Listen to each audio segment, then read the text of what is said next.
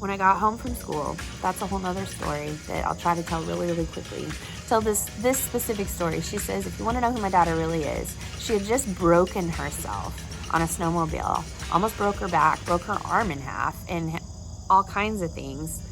The hospital had to call my parents from the hospital as I'm laying on either an x-ray table, I think, it's all blurry, or a CT machine or something to get scanned. They had to call my mom because I was not coherent enough to give consent for any kind of treatment. And so my parents, they got a hold of my parents and like, can we treat her? And they're like, can we talk to her? And so they hand me the phone. I'm like, say yes. And I came back to the phone. Horrible experience. Alone in a hospital across the country. My parents had no money to get to me. It was horrible. But I came home, never went back. Oh, I spent the next 6 months in intensive surgery. Physical therapy. And almost lost my arm. Okay, so I almost lost my arm, but I got through it. And I was never supposed to move it properly again, and I was never supposed to straighten it again, but check me out. It threw me into a whole lupus flare-up.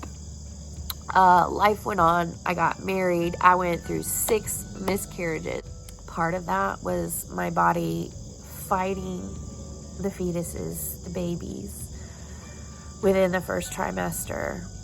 And part of it was I ended up finding out I had horrible endometriosis, and I didn't know what that was. I didn't know. So at this point, I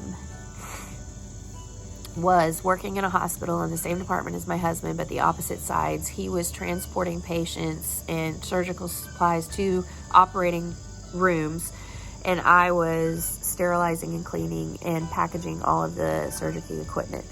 I ended up getting pregnant the month after I had endometriosis surgery, and this pregnancy lasted, and that's Mason. 4 months after Mason was born, I got pregnant again with Hunter. So they are 13 months apart, and they are Irish twins. They ended up both having severe autism, and it was at a very young age I figured out that something was wrong, and I worked with them. So back to the autoimmune stuff. I had a miscarriage between Hunter and Ammon, but then Ammon surprised us and came, and he is 20 months after Hunter.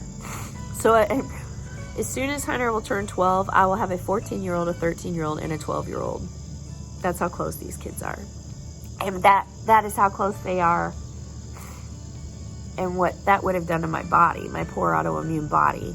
And then I had Arabella. Was a true surprise. We had not thought that was crazy. 6 months of her life, we lived in a home that we did not know had a methane gas leak.